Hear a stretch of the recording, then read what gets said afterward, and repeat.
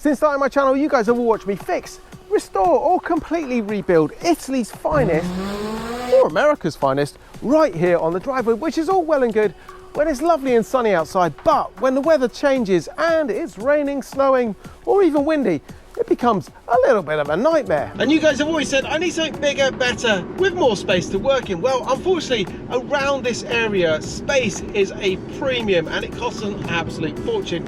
But I think I've found a temporary solution to help me at least get through the winter.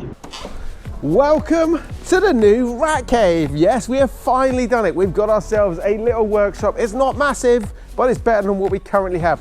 Anyway, step inside, I'll give you guys a tour and you can help me design this place. Now, some of you clever sausages out there on the last video on the 328 spotted and commented that I was in a different location. And in just a minute, we're going to be taking the engine out of the 328 to see just how bad it is. Now, the first thing I'm really happy about are these great big barn doors. That is going to be so much easier trying to get the Ferraris in and out. Now, it's not exactly huge in here, but there is a big difference. First of all, let's talk about how many cars we can get in here. So one, two over here, possibly three, four, but realistically, one, two, and then a third one in this direction. But the big difference is, if we do it like that, we've got space to work around the cars. And that is what I've been really struggling with back at home in the garage. Now, the other bonus is we have more height here. Although the roof does slope down towards the back, I don't think we're gonna get a full height lift in here. But if I can get something that I can get the cars up to so high and work underneath them, that is gonna make my life a lot more easy. There's other units either side of this, so we're gonna have to fill some gaps up there. It's actually quite quiet around here, which is really quite nice for filming. The other thing we're gonna need are some tools and storage. It's quite funny, I just said it's quiet around here. There's someone who's just started up some kind of American muscle car, some Corvette or something out there. Anyway, tools and storage. So we are not going to be completely going away from doing the driveway mechanics at home or in my garage, because that is convenient for me. That is, with my lifestyle and the kids, it's a 40-minute journey here. Sometimes in traffic, it's over an hour. So we are going to be doing it in both locations. So I'm going to need two sets of these things. I specifically wanted to be here where there's quite a few units, is because there is a very talented friend of mine building something rather special, rather unique, that I'm going to bring to you when he's finished this project in a future video. But for now, I'm going to give you a very quick flash and you'll understand exactly why I wanted to be here. That's all you're seeing, guys. You're gonna have to wait for this one to be finished. It is an awesome project on a completely different level. Anyway, let's get back to my unit, where you'll see a real one of what you might have just caught a glimpse of in a future video. The other thing we need from this location is speed and efficiency. We need to put more videos out quickly. In order to do that, I'm gonna be editing on the fly while I'm here. So we're gonna create ourselves a nice little desk area over here and bring the laptop, edit while we're filming, and then we can get the videos processed much, much quicker. So I have got a very cool solution already lined up from the guys at FlexiSpot. So let's build it up and start our journey in the unit. This is a wobble stool. So I guess you have a little bit of exercise on this. This is probably not what FlexiSpot had in mind when they were designing the stool, but working on cars, look at this. Makes my life so much easier. Anyway, we have got not just one, but three of these. So three very funky wobble stools. Now we just need a desk to put them under, and it's not just any desk. We have got the E7 from FlexiSpot. You guys are gonna love this.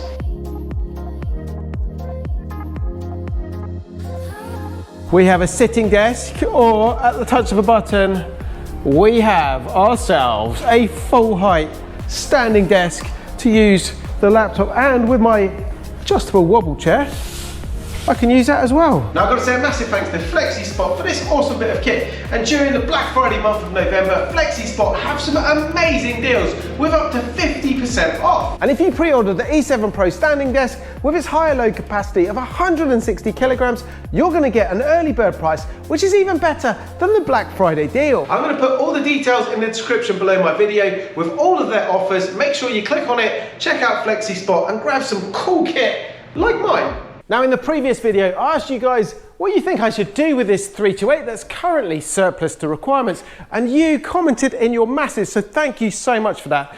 I gave you 4 options. Number 1 was punt the car on as it is.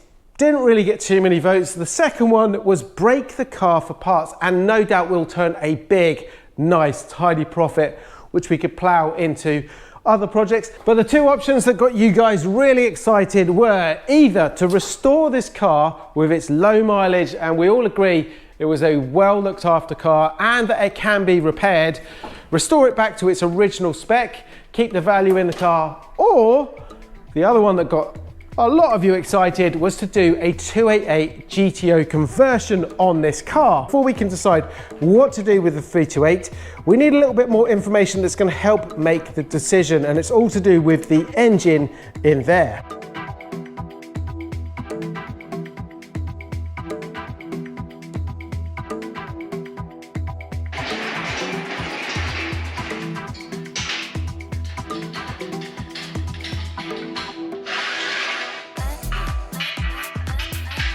Always a problem with these low Italian cars, we can't get the hoist underneath far enough, and we've got to get this boom to go right up because this engine with its gearbox underneath has got to clear it by about this much. So I've got a plan. We're going to jack the car up, we're going to push the hoist underneath, I'm going to start lifting it out, and then we're going to lower the car down, maybe even take the wheels off to see if we can get it as low as possible at the back, and hopefully that's going to clear it.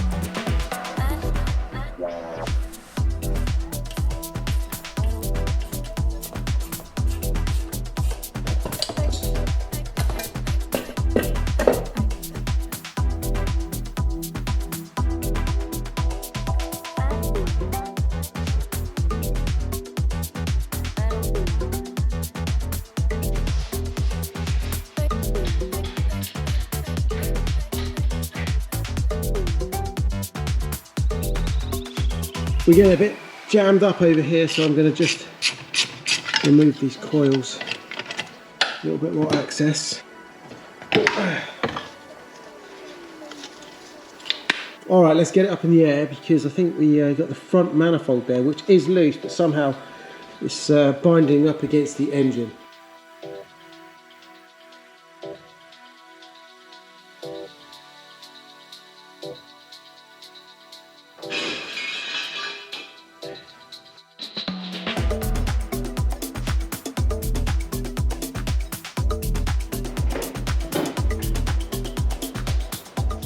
Alright, here we go. One man.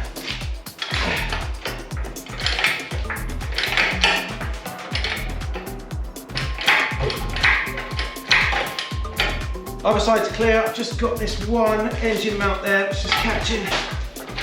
Oh, look at this, guys. Alright, it is looking good. We are out. Look at that. One clear engine bay. Now, I didn't make life too easy for myself. I left all these engine mounts on. I left this drive shaft on, so that's why we had difficulty clearing this back bit here, and then this frame mount here. Well, it's done. Let's grab this out.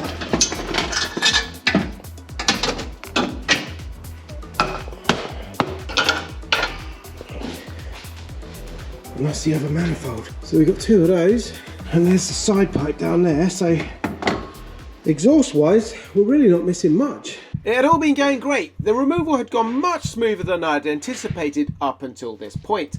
However, all of that was just about to change. As I began to pull the crane and withdraw the engine out the back of the 328, I noticed that the crane leg had started to collapse and buckle in on itself, which meant the whole thing was about to topple over, sending my engine crashing into the back of the Ferrari. I quickly jumped on the crane, counterbalancing the weight shift from the engine where it was trying to fall over.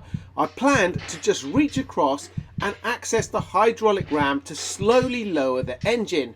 But as soon as I shifted my weight, the whole crane wanted to tip over, leaving the engine swinging in mid-air. With no one around to help, I needed to think fast. I grabbed my phone and called my friend Raf, who had been in the other unit just an hour earlier, hoping and praying that he would pick up. You couldn't pop round, could you, mate? I'm about to drop this engine, I think. Why don't you lower it? Yeah, that's why I can't do it, because if I come off here, that's going to fall.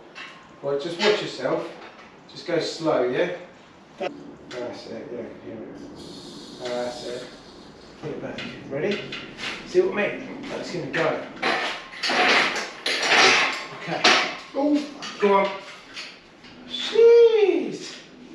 Sketchy. Oh, this is all on camera? This is all on camera. Mate, I've been stood there going, what the hell? I'm trying to on camera now? Yeah. Oh, so basically what happened is my pin had come out from the leg and the leg wanted to do this, which meant the crane was about to crash down with the engine on it. And Rafi saved the day. Cheers, dude. Oh, that was sketchy. Never try and do these things on your own. No. All right, that's through now. Split pin back in there. My fault, I didn't put the split pin in. Stupid, could have cost me big time. All right, we've got the engine out, it's on a trolley. Let's have a look around this and see just how bad it is. So over here we've got water pump, which I can't move, that's not a good start. We've got the pulley, which I saw the other day. Now, if we've got a nut, we might be able to try and turn this engine over. Definitely got the pulley, and I saw a Woodruff key in there. Now, one of you guys mentioned about spark plugs. So we have got plugs in here, all about water ingress in this engine. What we don't have is the injectors. Obviously, I just took off the throttle body here. So potentially we did get some water coming in there. This car was dry stored when it was in Canada. It's been dry stored here, so the only potential time it would have been exposed to any kind of outside weather was during shipping. So I can't be 100% sure. Now this is obviously the really bad side. So let's have a look what we've got here. Now there's two parts to this casing. There's this kind of sandwich part here, and then we've got the front casing. In fact, let's get those bits that are broken off and have a good look at this. So what we've got is our box of goodies over here. Now let's take that over. We're gonna take this over. It's our little transfer gear. It's a little transfer case there. Let's put that down there. And then we want is this, but I also remember, so that, let's whack that one over here. So, have we got a Woodruff key? Yeah, there's one there.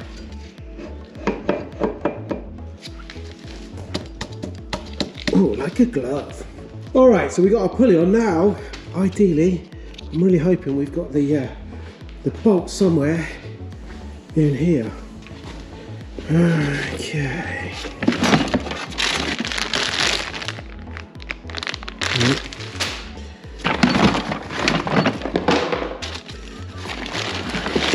Starter motor. Oh yeah! Look at that. So,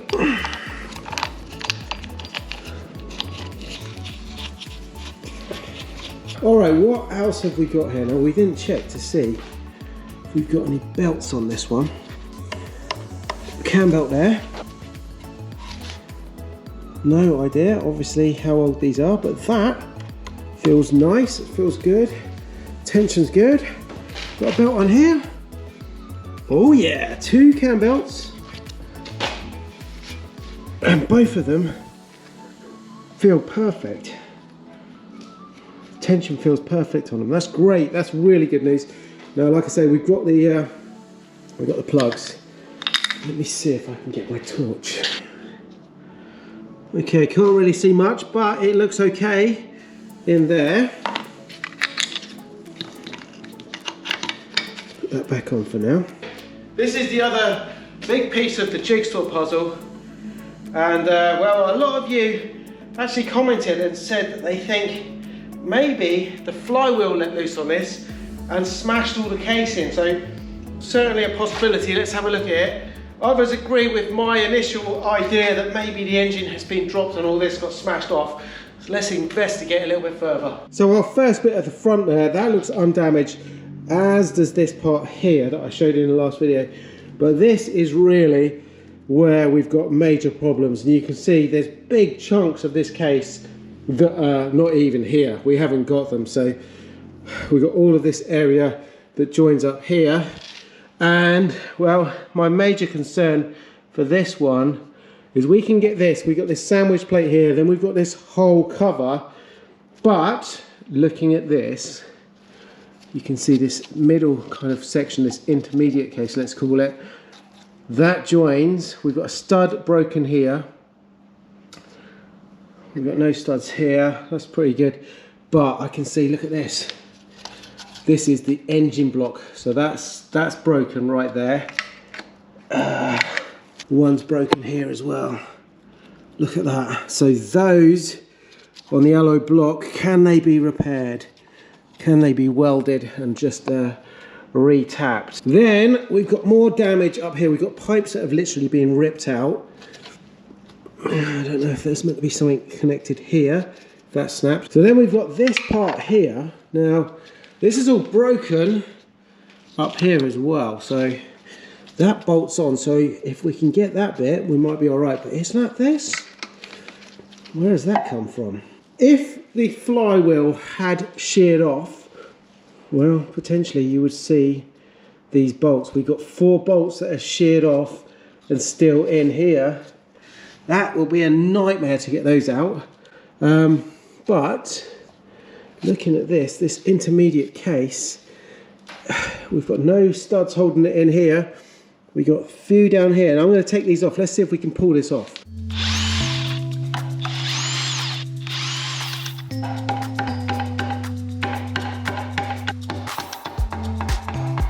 Now I can't get the cover fully off because I don't know if that is damaged or you have to take this shaft out, but I can't do it. That might be a problem in future. Anyway, in there, let's have a look. That's nice, really nice. That's all good. Something else that's interesting I've just discovered. These 2 distributor caps are held on, each of them by 3 bolts that go all the way through. That one there, that one there, and that one there are all sheared off. Now, if this was caused by a flywheel, would it damage both of those? Possibly, yes. Now all of our pipe here is broken off, this bit here, and that looks like an oil pipe has completely come out. All right, over there so far. I'm going to try one more thing. Now we've got this drive shaft still attached over here, so if I turn this, wow, look at that, awesome. That is silky smooth. Everything looks like it's working perfectly over there. Can't feel any issue with this. Now the question is, how far do we go with this engine? We really don't know the history of it. We're guessing at what happened, but it would be nice to know if this has seized. So, do we try and turn it over? I don't know. He who dares. I know I really shouldn't because we don't know if there's anything in there, but I really want to find out. I know I've got cam belts on this. Everything's moving okay there. Is this engine seized? We've found our crankshaft pulley. We've found the bolt. So in theory, right now, I can use this socket. I can put it on there. And we could see if this turns over. Now, it's probably not the best idea, but this was a very, very cheap Ferrari. So curiosity is really getting the better of me. Let's do it, guys. Let's see if this thing is seized. I have no idea if this is the right thing to do or not. I'm sure you guys will let me know in the comments how stupid I am for doing this. But I just need to know what I've got here. What I'm dealing with is this seized solid. So that's the nut tightening up, but I've still got the plugs in, so we're going to have resistance for sure. But let's see. Whoa. Guys.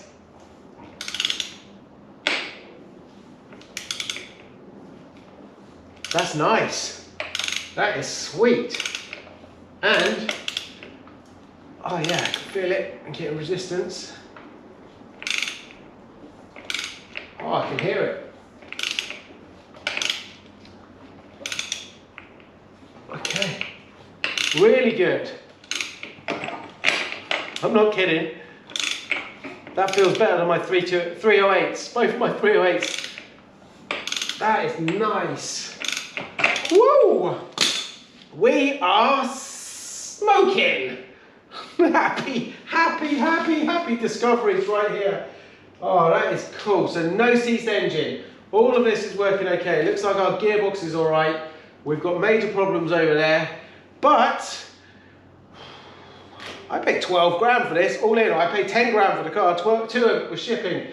This is a, well, if this is working, if I can sell this thing for more than I paid for the whole of it. So I'm super happy. So guys, what do you think? We have got ourselves an engine here that's got quite a bit of potential. I'm gonna go away, I'm gonna add up all of the bits that I can see so far and find out roughly what I'm gonna have to sink into this to figure out if it's worthwhile. If you guys can let me know what you think of the broken parts on this, if they can be welded, and well, who or how I can get those broken studs out, that would be great. But how does that then change the dynamics of what we should do on this one? So the way I see it is we really are down to 2 options now. We either restore this one back to factory spec, low mileage car, red, it's going to be a good one to resell on, but we also have to factor in the fact that this is a damaged car, so we're not going to get top market value for it, or we go down the 288 GTO Tribute, have a lot of fun with this one, create something that's pretty awesome. That in itself is not going to be easy because we have to lengthen the chassis at the back by 100 mil, change all of the roof line in here, and well, the engine gets changed around to a different orientation. Now, it's not saying that we have to use that 328 engine. We could put something cool in here, maybe a 360 engine, maybe something even newer. Anyway, guys, I'll let you discuss it. Leave me some comments below what you think we should do with this one. And in the meantime, I'm gonna go away and try and figure out roughly what each option is gonna cost. Anyway, guys, hope you've enjoyed it. Hope you've enjoyed the investigation on the engine. Let me know your thoughts on that one too, and I will see you all very shortly in the next one. Don't forget, you can check out what I get up to on a daily basis on my socials, and I will catch you all very soon. Ciao for now.